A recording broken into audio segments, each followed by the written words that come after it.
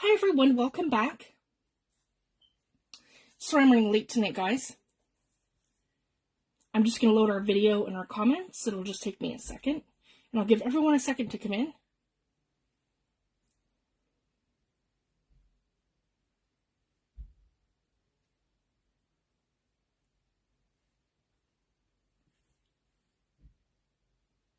Here we go.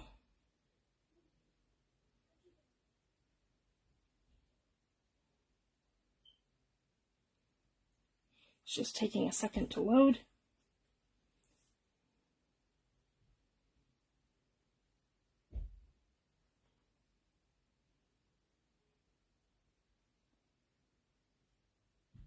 I had an update, sorry guys. This is just taking a hot minute to load everything. There we go. Here we go, there's our video. Hi Paula, hi Lori, thanks for joining. All right, I think we're about ready to go now. I have my tablet set up, and I'm just going to give this a little shift. So hopefully we can get more of that in focus. Let's see if that's a little better. If you're watching, say hi in the comments so I know you're here. There we go. So I'm going to get right into it. So in front of me is the products that we're going to be using tonight. I'm going to show you guys how to texturize your own texture paste. So if you don't feel like you need to run out and buy all of these different types of texture paste, all you need is like a light modeling paste or any fluffy texture paste, guys, that has some tooth. So if you guys can see the consistency of mine, it has some tooth. It's not thick and it's not thin. It's somewhere in the happy medium. And I love liquitex because it's affordable. And my 8-ounce jars are about the same price as Tim Holtz 3-ounce jars. So for me, that's more cost effective. And I only usually buy anywhere from 8 to 16 ounce at a time because that's all I need. And the great thing about liquitex is their containers. They are so durable and they keep my products airtight. I live in a very damp environment. I'm in Nova Scotia, Canada. So they keep my texture paste sealed properly and I don't have to worry about a thing. And I've been using this since this bottle here was one of the first ones that I had purchased in 2020. So I've been going that long on this product and it's just like the day I bought it. There's no drying it out or having any issues, and it's all like not separating or anything. It's perfect. So I just wanted to share that. So I do love their products because they last a very long time. There's no 6-month shelf life on them. They last years. So I just wanted to share that. So if you're not using it in 6 months, don't feel like it's going to go bad, because it's not. Liquitex products will last you for years. So what I like to do is texturize them, and what I've done is I've gone to my local dollar store. So it's very not expensive, guys, and I've bought decorative sand. So this comes in so many different colors. Like it shows here a fishbowl of you pouring it in and making like your own sort of decorative sand sort of thing. So it's in the craft section at $3, and this is going to last you a very long time. So you're going to want some sort of craft quality sand for this and a fine grit. So that's what this is. So essentially this has now replaced your the Liquitex product, this ceramic stucco. So anything that has like a sandy, grainy texture, you're going to get it from this. And the great thing too about mixing your own product is that you can decide how grainy that you want it. You can make it really grainy by adding more, or less grainy by adding less. And the other one I have here is this sand, and it's in a sable color, so it's this great neutral sort of color that's easily, you can easily add color to this, guys. So I wouldn't go with something like black, or I wouldn't go with something like super dark, because it's going to be harder to paint over unless you're using a chalk paint, which I'll get into in a second. And this here is more of a fine grit. So I'll show you. So it's thicker, but it's still not thick pebbles. This is like a coarse salt sort of texture. So I just wanted to share that. And again, I think this one was $2 from my dollar store. Yeah. And it's going to last a very long time. And then my basic tools that I like to use is a couple of paint brushes. One I have for my resting powder, which is this one, and one I have for my my painting, which is this one. And these are brushes I don't care about. They were watercolor brushes, but they've, as you guys can see, they've lost their shape. So I don't worry too much about that. And then I recommend using a silicone brush for application. So I do love to use the Prima Art Basics silicone brush, and cleanup is super easy. And I use the Dina Weekly media brushes, and they are also a silicone brush. So that's what I'm using. And then I have 3 of Paper Artsy Fresh Co. chalk acrylic paints, and I'm using ochre, which is translucent, blood orange, also translucent, and turquoise, which is opaque. So I just wanted to share that. And I have my journal covers here that we're going to be working with. So I want to get right into it. So the first thing we're going to do, I'm thinking to do a little bit on the front cover here of this one here, and I'm going to quickly show you the effects that we're going for. I've done these on a couple of mixed media pieces now. I won't pull them all, just pull one. 2 went to the forever home, and these are 2 I'm working on. So I'm going to show you how to achieve this. This is essentially making your own, and this resting I did here is from using, and I'm going to do a whole demo on this another day, and this one here is using Paper Artsy, come here, resting powder. So it's another amazing Paper Artsy product, and I'm going to be doing a lot of demos with this as well. You can dye fabrics, you can dye papers, you can dye mixed media, you can dye just about anything with this, and it's amazing. You can dye metal bits, all sorts of things. So I'm going to show you some different ways to use that, and that's how I've created an effect here, because I've made my own concoction with my resting powder in a small container, so I don't have to wait for reacting time. I have it in front of me. And all I have to do is keep activating this with my vinegar, and I can keep adding like a rusted watercolor effect to my work. So I just wanted to share that. So it's kind of like a little hack that I learned from Megs. She's in group, and she's an amazing YouTube channel of a billion things that you can do with rusting powder. And her name is Megs Wilcox, and Seth Apter has also done some incredible demos with that product. So I just wanted to share that. So essentially, we'll get right started. So the first thing we're going to do, and I have all 3 covers in front of me because we're going to add some accents here and there, and I've decided that's what we're going to do with this one. So I'm not going to add it to the back, I'm just going to add a little bit to the front, and not a lot, just enough to give it a little something. So the first thing we want to start out with, and we're going right on to our cover, so I'm just going to move, we don't need the paints right away. I'll keep the resting powder handy. There we go, just like that.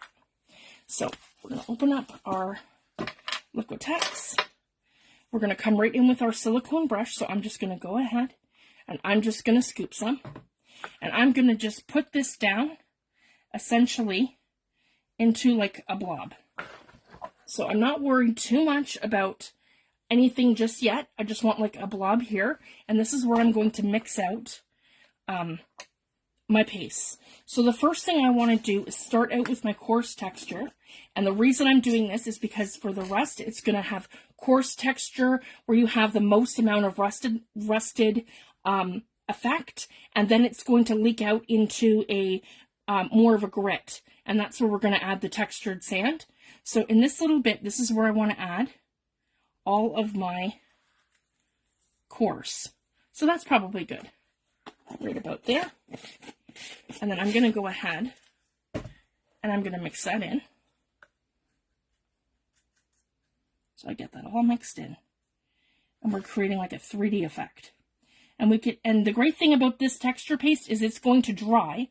And that's the other reason why I love this one, because it's very reliable and this will dry without shrinking exactly how high or how low that I make this.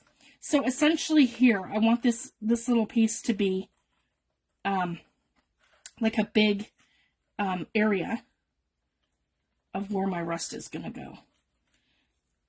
So I'm just going to do this sort of pouncing technique of applying it in a way that it's going to give it like a coarse texture. Just, if you got, yeah, I hope you guys can see. I'll come a little closer. There we go. I can always zoom out. It's probably better so you guys can see. Here we go. And I'm not moving my book. Yep, stay in focus right here. Okay, there we go. So that's great. And I'm onto the spine, and that's okay.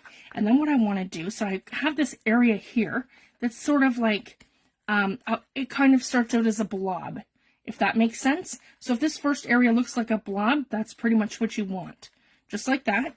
And then what I'm going to do is I'm going to take what extra texture paste I have on here, and I'm going to create a line, if you guys can see, that goes across. I've got a hair there that was stuck to my brush. Sorry guys, my daughter was in here with her cat. There we go. Okay, right along here like that. And this one here doesn't have to be entirely perfect yet. Okay, and I'm going to do the same thing along here. And then I can scrape off, because this is a silicone brush. You can actually scrape right off anything extra here that you have on the spine that you don't want. And I can turn around and put it here. So this one's going to have minimal, because I just want an accent. Because this one's like more of a weathered journal, but I want a little bit of rust. So that's exactly how I want that on my cover, like this, with my coarse texture. Now what I want to do is grab my paper towels.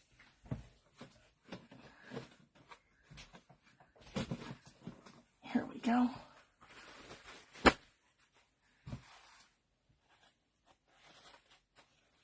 Hi Cheryl, thanks for joining. And add some water to my paper towel, and I'm just going to give this a wipe, because when I go back into my texture paste, I don't want to contaminate it with the rocks or the coarse sand. Then I want to go back in with my texture paste. I'm going to scoop some more out like this, and then I'm just going to come in sort of like this. If you guys actually, maybe a little less, we'll just come in more controlled, so I have a little bit on here, not a whole lot. Yeah, like that. But I want to put it here initially, and maybe a little bit more. Yeah, like that. Okay. And now we're going to add the sand to it. So this is going to give us a grit sand texture. And you don't have to worry about, and you don't use a lot, just like a couple pinches, just enough that you're giving it the texture. You don't have to worry about it coming loose off your journal, because this is basically like adding, you know, a permanent texture paste, guys. You're just adding the grit to it, and it'll stick right into your powder as long as you're applying it when you have a wet product. You can add further grit to your grit paste from Liquitex. You can add all kinds of things. So now this is going to give me a sand texture. So now I want to, again, do this in a controlled way. And I'm not looking to go on the outside of the journal on either side. I'm looking to come in like this, right around into the middle. And if you feel like your tool is getting too big, this is where I move to the smaller one. Okay, where I can get more fine texture and into here. More detail. Sorry, that's the word I was looking for, guys. I want more detail, so I'm going to come in with this one. And I want to scrape up any extras that I have. And any little bits that end up here and there, it's just going to give my journal more depth, and it's going to give it more character later. So I have a little bit here. I'm going to embrace that. And I'm just scraping off my actual brush, and then I can come in like this. And then this is kind of where it tapers down. Okay. I'm hoping to apply the paints tonight. It just depends on the drying time. I don't want to be heat setting this. I want to let this air dry on its own. And it doesn't take long, guys. I find. Before you know it, it's completely dry. And I find that when I'm working on other things, and then I just go right back to it. So now I've got this amazing texture here. And make sure I'm just getting the last bit of this off my brush, because I don't like to waste any.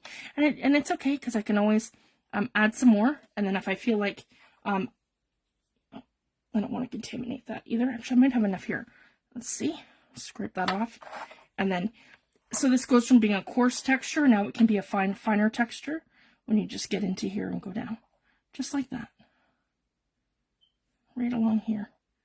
And it's going to look like rust. There, love that. So that's for the journal cover itself. For my, this one is the weathered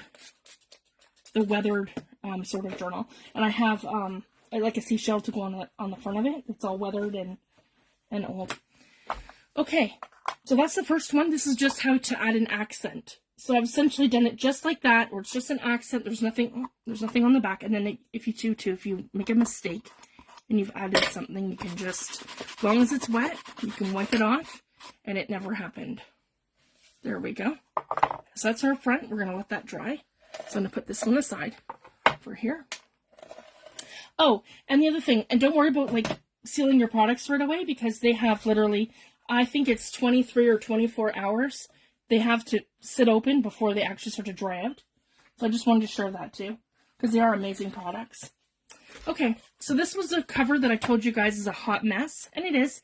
And it's supposed to look like this, because the more layers that you add of mixed media, the more texture that we're going to get. So I'm just visualizing this as this is literally our texture layer, and this is where I want to add my rusting powder. So that's why that was one of the first things I had done. I layered the rusting powder. I've got the grit paste on here, and this will be a good comparison to see the difference in products. So essentially I've got the Prima, there guys, I'll move it here.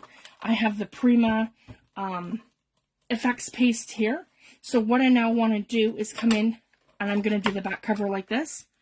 And yeah, I got a hot mess, and that's exactly what I want at this stage, because this is before I've added any permanent colorization or my final layers. You guys will see as we go how things are going to drastically change. So I have my texture where I want it, and I did it colored, and I'll show you guys more why later. So I'm not worried about that in this stage yet anyway, but it will make sense as we go along, I promise. So we have our texture now, and then again we're going to add the coarse texture. So this is where the biggest amount of the rust is going to be. This is more of a blue color, almost like a real, so out of all the rust that's on here, this will be the most, I guess, affected area, you could say.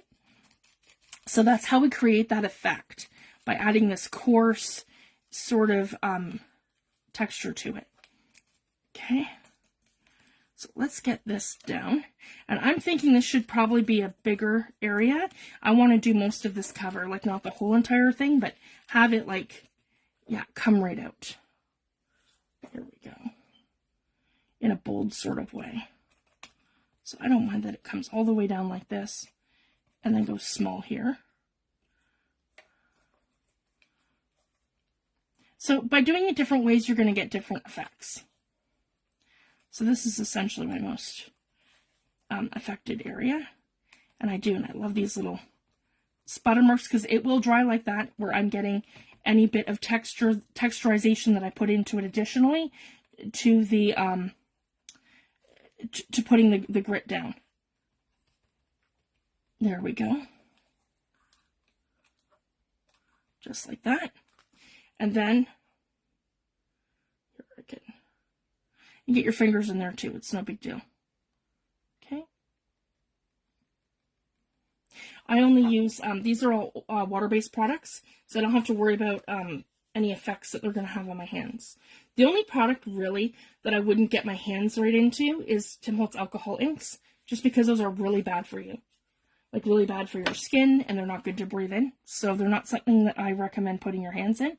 But in terms of everything else in this room that I have, it's pretty much water-based, and even my Paper Artsy rusting powder, guys, doesn't have an odor aside from the vinegar that I'm mixing it with.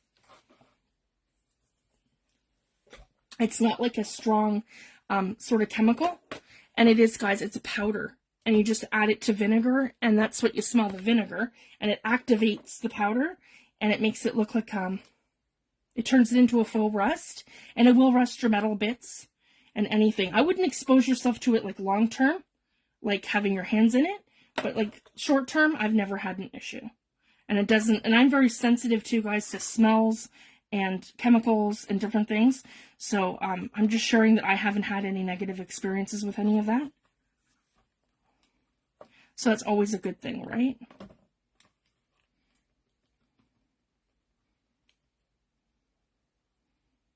There we go. So again, I'm just adding the regular texture paste all in here. Okay, I'm not too worried. I'm just trying to, yep, get it down. Okay, and I'm going to go for my coarse. There we go. To my sand texture. Sorry guys, I hope you can see what I'm doing. There, I'll move myself back over here. And it doesn't matter if I get it around, I can kind of show you how to, yeah, almost like an embossing powder, just put it down. But this is a, this is not embossing powder, this is a sand texture, decorative sand from the dollar store for arts and crafts and making your own, like, sand sculptures and things. Some people do that in like a fishbowl sort of thing. Okay, and maybe I don't have enough, yeah, not enough texture paste. That's okay. And I can just scoop some more out. Just do that and add it to my brush. So I'm just not contaminating my products. Essentially, you just don't want to get your, you don't want to get your sand into your texture paste. You don't want to contaminate it. Because I still love to use this as is through stencils and things. And you could do the same thing too if you wanted to, guys. You wanted to add some texture like that for your stencils, you absolutely can too. There we go. Now I got this to mix in. And I probably need a little bit more sand. Yeah, right in here. There we go. So I just play with it, and there's no set ratio as to how much of this stuff to add, right? Here we go.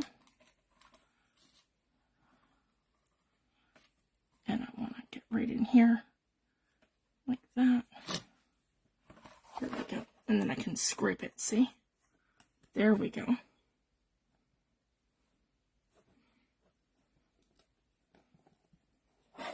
And same thing over here. I want to scrape that.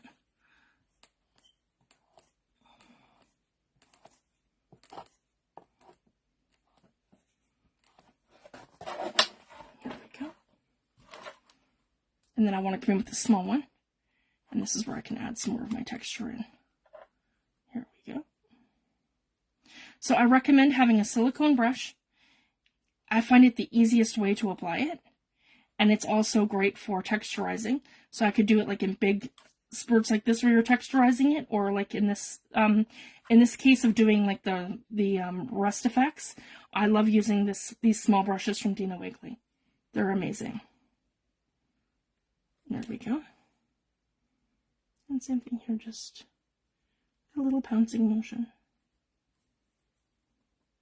I hope everyone gives this a try. It's a lot of fun.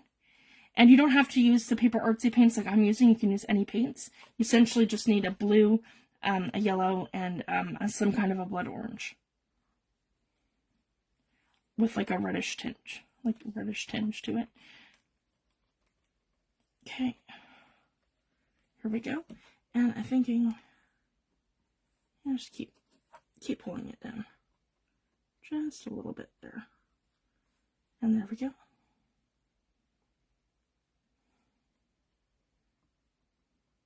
And no two end up the same.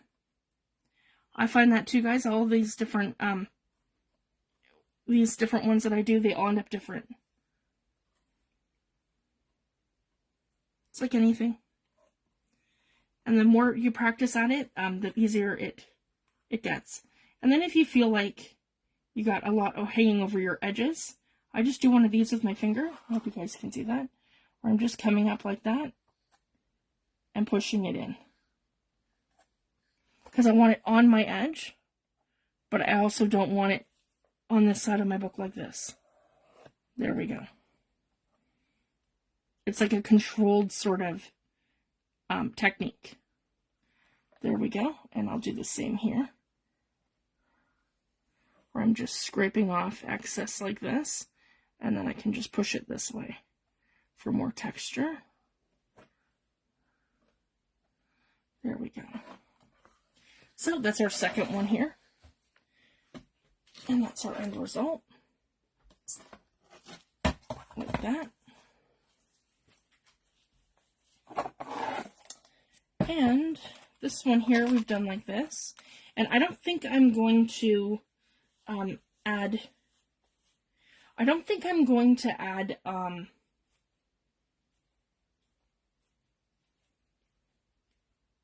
the rust. I'm going to do more of a patina on this one, but I want to do the same effect. So I'm getting a patina effect for this instead of a rust, and I'm going to do it backwards to how I did it here. So as you can see, this journal cover goes this way, and I want this journal cover to go that way on the back. So my back side's coming from this corner in, and we're going to do this one differently. I did those two the same, and then we're going to do it differently where it comes from this side and comes down. So it's kind of like the same thing. How is the rust going to hit it in terms of how the light's going to hit it? So those are two factors that I look at the same sort of way when doing this. How you want your rust to land and how you want your sunlight to hit when you're, when you're doing a painting or something, right? So I would look at those two concepts kind of the same way. So again, I'm just going to come in the corner here. Probably way too much. Yeah, that's good. And I'm just going to come right in here. And this is going to add additional texture. Now, I've already done the beads to this. So as you guys can see, I'm already going to get a beaded effect. This is just going to amplify that. So I'm just showing that. There we go. So I have this in this corner here. And I'm also going to get the grid lines from this here as well. Okay, and now we're going to go with our coarse texture again.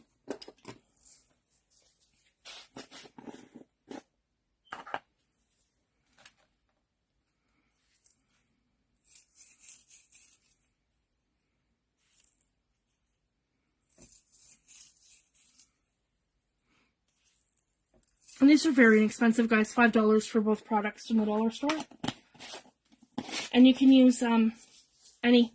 They had thicker rocks there too, so you could use any of the ones that they have. And I just mix it right in like this with my texture paste, and it's all gonna hold, and I don't have to worry about it coming off my journal because the light modeling paste is going to make this. Because this is what it does, guys. It's lighter in weight, but it adds texture and sculptural form.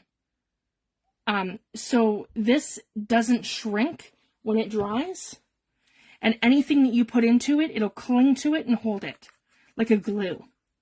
Because this goes like rock solid hard when you when it dries, and anywhere where it's standing up with all this texture in it, it'll keep that texture. And I'll show you again the end result of my mixed media pieces when we're done this. So you guys can, again, you can see everywhere where it has that texture.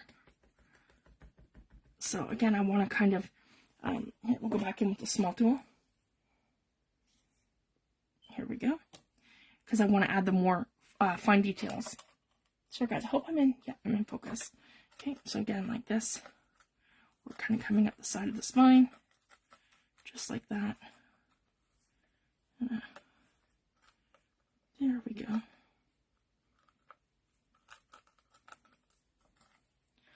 Yeah, so that's what we're doing, guys. We're going to do these journals every step of the way. It's a 3-part series, but I'm going to do all the ephemera pieces in Lou's group.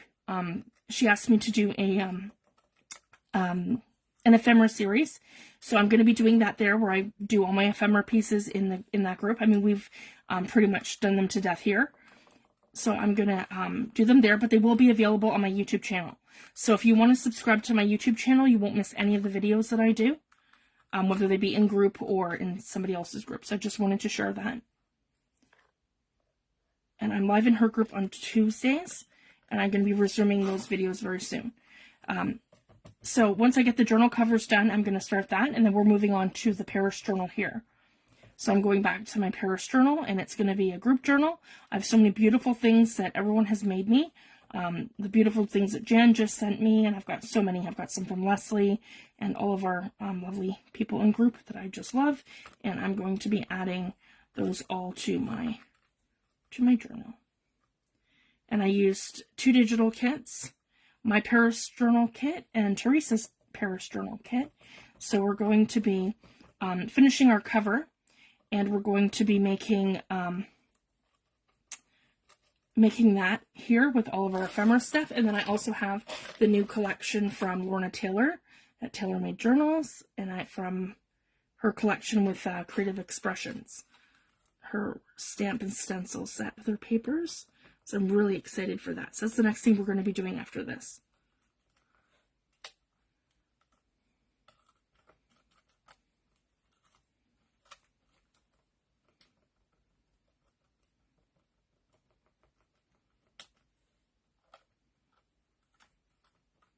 There we go. So now what I'm doing, I'm just taking my little brush. So I'm going to bring this closer so you guys can see. Here we go. It's upside down. That's okay. And I'm just texturizing. So now I want to make sure that I'm actually pushing, if you guys can see that, I'm pushing this texture into these spaces here. So I'm not going to see it too much here. I'm just trying to push it into that, because once this is all dry, it's going to add so much character to that. So I'm trying to like do it also in a way where this is kind of evened out, so it looks like consistent, if that makes sense. There we go. And I want to add some more here. Okay, and this is just where I have the coarse. And the other method too of doing this is to leave the coarse there and then only add your in a layer like this, the fine texture, because I'll show you that this method as well, what the difference is, because it creates the effect when it's done. You're not going to be able to tell the difference now, but once this is done, the texture makes the paints pop, so it's super fun.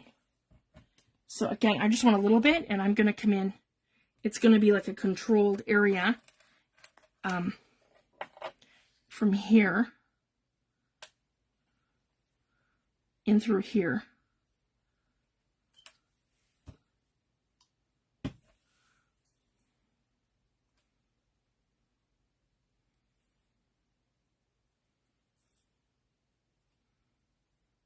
Just like that. And then I'm going to add the sand texture in here. So this just gives you different effects, different ways that you do it.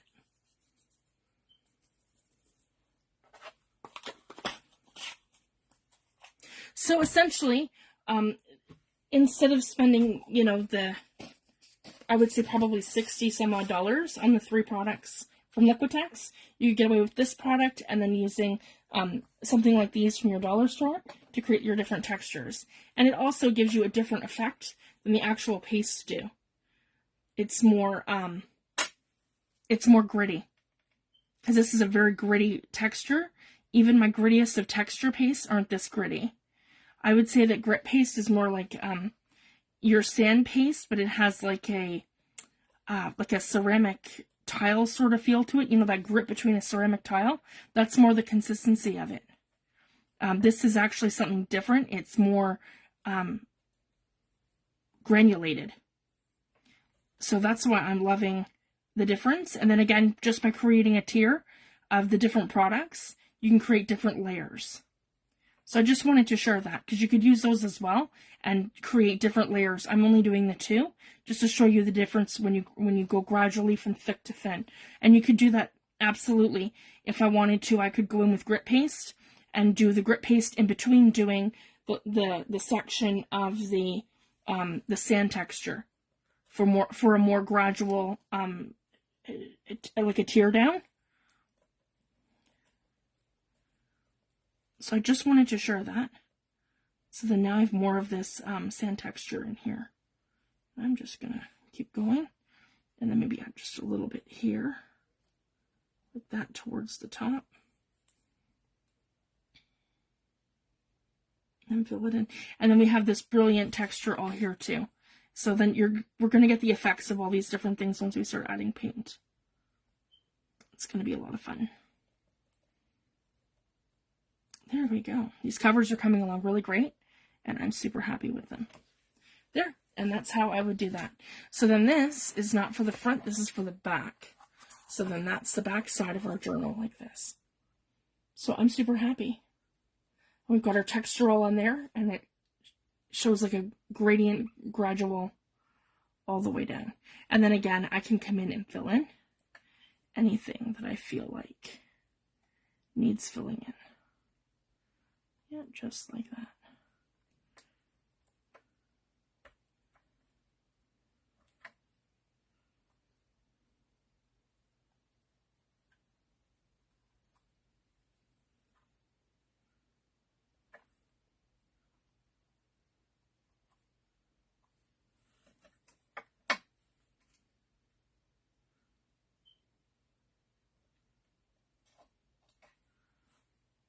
There we go.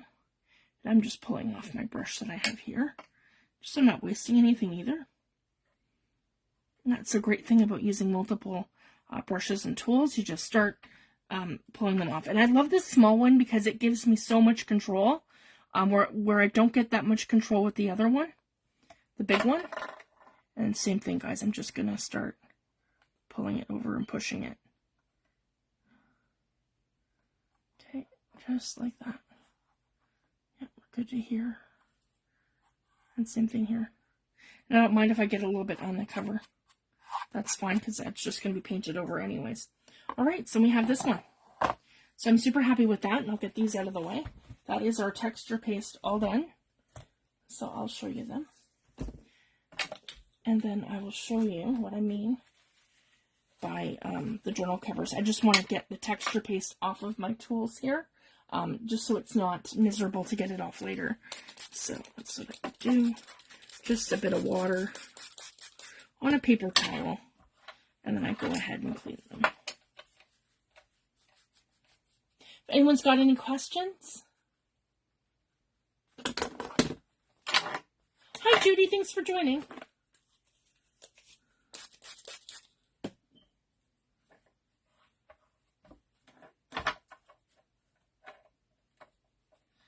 There we go.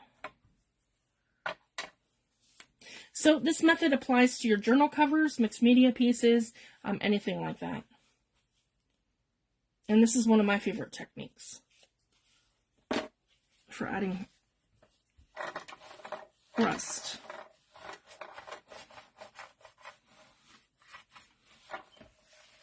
There we go. So again, this is our patina journal. We've got a little rust here on the back. And that's our front. I like it just like that. And then we have our rusted journal here. This is the back. And that's the front. And again, hot mess. And we're going to be adding more layers, because those are the underneath layers, guys. And then once we keep building on this, it's just going to have so much texture. And then we're going to basically paint it, and then we're going to add our highlights all in. Oh, my screen went to scrambled eggs. Oh, that's not too bad. Here, let's see. Hello. Might be my internet. Sorry, guys. There, we're back. And this one here is just a little bit on the front cover of the weathered journal that we're doing. I just want a little bit on the front as an accent, because we're going to have a whole thing going here. It's a bit more simple. And I'm going to have some self-after fabrics on all these journals as well. And there are a series, so we have one that's going to be rusted, one patina, and one weathered. So it's going to be a lot of fun. And that's what we have so far. And I want to see if this one's almost dry. It is almost, but not quite. I prefer to leave these overnight, guys. So maybe what we'll do is when we come back this week, we can add our paint colors. So essentially, you can use any paints that you want. I'm using these ones just to let you know. So if you want to order them or something similar, feel free, guys. I'm using Freshco Finish Chalk Acrylic Paints in Ochre. It's translucent. I'm using Blood Orange. It's also translucent. And I'm using Self-After's Turquoise in Opaque. And I believe Ochre is also Self-After's. And it's also the same as Terracotta. They're the same color. So I just wanted to share that. And both are translucent. So those are the paints I'm using. And then again, my Paper Artsy rusting powder. So that's another product we're going to be using. All right, so I'm going to leave it at that, and I'm going to be back more times this week, guys. I want to apologize. I've just been redoing my desk, and you guys are all here with me tonight. I'll give you a little sneak preview. So this is how it looks here, over here. It's not done yet. It's still a hot mess, but it is coming along. I have my tools over here, and I have my paintbrushes and my Prismacolor. Oh, let's see, we've done it again. Come on. Hello. There we go. Okay. So I've done my Prismacolor. It's really not cooperating tonight, is it? My Prismacolor pencil crayons are in the back. Sorry, guys. Hello. Yeah, my desk, guys, is 6 feet long. I can fit 4 Recollections cubes across the back of my desk. So this is where the 4th would be, but I don't have a 4th. I have 3. I don't know. I hope I'm not scrambled eggs, guys, and you can actually see this. So my Prismacolor pencil crayons are in the back, and here I have my my paintbrushes. I have some notes with some of my products. That's some of my product information and different things. My notes and all kinds of stuff in there. In that holder. This is where I keep my pencils and, you know, my Stabilo, sorry. And my jelly rolls and my tools and different things. So these are right here now in front of me. I can have them here and I can see them. And then over here, so we're just going to tilt you over sideways. I don't want to make you sick. Oh, look, there's our, I vape, guys. There's my,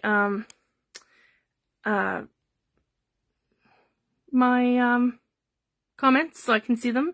They're right in front of me. I just have to remember to look up. And I'm so excited, guys. And I have the whole entire thing now labeled. So that's my Distress ink and oxide tower up there.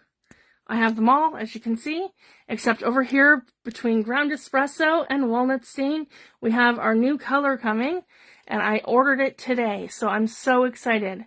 I finally, after 2 years of waiting, will have the last color. And then, so here it is here, guys. And again, it's 3 Recollections cubes over here. And I have some of my products here of what I'm doing. That stuff I have to organize. It's here. It's like ephemera, some Happy Mail, and it's just a bunch of my stuff. And then I have all these here with my products and stuff. This is the Tim Holtz sprays. And then over there I have my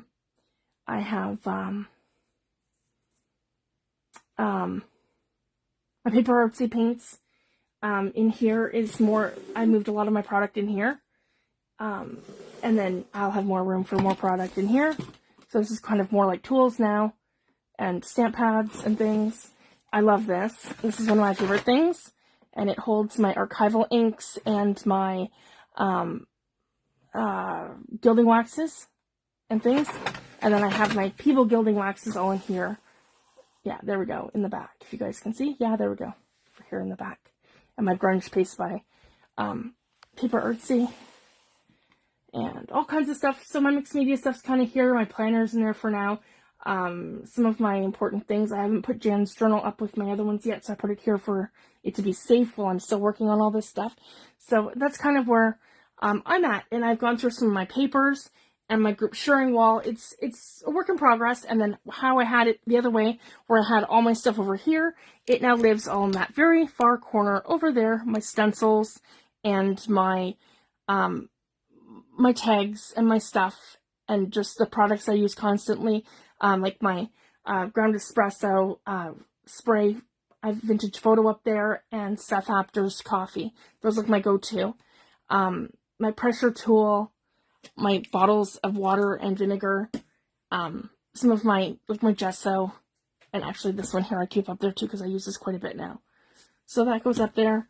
My sprays, that sort of thing. And then I have to figure these out. So I've got a couple of, I have a couple of the shelves over here that I need to figure it out, where I have room for more product and different things. So I'm super excited. And then as you can see, I have my Tim Holtz glass media mat here where I'm filming, and then I have my cutting mat beside it, which is pink. So those are here. So I have a 6-foot desk, and I have a lot of room here. So this is like my favorite place to sit and to craft and to make art and to film from and this is kind of where the magic happens. Oh, and then up here I have, if you guys can see, I haven't put those away yet. I have my my tins here of my archival inks and my ideology containers for yeah, they're the crayon tins, but that's not what I use them for. They hold my very large Tim Holtz people, and my botanical set is the other one. So I just have those sitting here for now. They were taking up a whole drawer thing there, but I found something better to do. And then this is all die cuts. I moved all my die cuts in here, so this is just random stuff that I have that I've cut on my Cricut, and I just have scrapbooking bits. So that's here. I don't know if you guys, sorry guys. Tilt it down. There we go. That's here. That's what this here is. Just a great big huge like tray, and then it fits. There we go. It fits over here. In there like that. So that's where my die cuts are now. I still have my Tim Holtz ideology, all in the ones in there. They're just pushed further in. So it's a work in progress.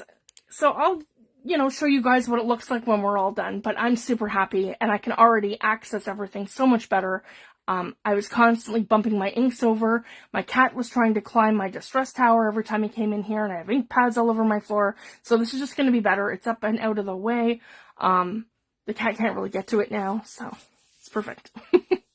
And it's going to be better for me. So I just wanted to show you guys what I've been working on this week. It's been a lot of work, and I still have a ton of stuff to move. And I've eliminated a rolling cart, and just gotten rid of some recycling and some odds and ends and things that I don't need anymore. And that's kind of what I do in the spring too, guys. Like some of my old scrapbooking stuff I haven't used in, 20 years. It's definitely time to, to let it go. Some of the paper pads I've given to my daughters because they're just not, where I'm at anymore. Like, some of the more juvenile sort of sets and stuff with, like, perfume bottles and I don't know, pinks and different things that, just hot colors and just different things that just aren't really what I'm doing now. So anyways, I've given those to my daughters to play with, so it'll be a lot of fun. And some other tools and things I've sent to Goodwill. So I can't recommend that enough too. Sometimes it's good to, out with the old and in with the new. So that's kind of what I've been doing. All right, so I'm going to come back this week and we're going to continue this, and we're going to start painting. I think we're pretty much done in terms of texture, and now I can start adding our paint coats on, and some bits and pieces that I want to attach. So I just wanted to share that. And then this is going to have, this one here is going to have some kind of a thing that's going to sit in the center. So it's going to have like some kind of thing here where some of this is exposed and some of that's exposed, and then it's going to have a thing here just for like a focal point. So I just wanted to share that. I just don't want to do too much right now because it's all wet. And we'll let that dry. So I hope everybody has a great weekend. If you're reorganizing your room, post pictures and show us what you're working on. Just so much fun. And I'll be doing the same, guys, as we go. I just want to give you a little sneak peek of what I'm doing. All right, you guys have a fabulous weekend, and I'll see you back this week. And I'll post in group of when I'm going to be live, because I'm not sure yet what we're doing this week. I have some doctor's appointments and things coming up, so I'll keep everyone posted. All right, thanks, everyone. Have a great weekend, and I'll see you back soon. Thanks, everyone. Bye.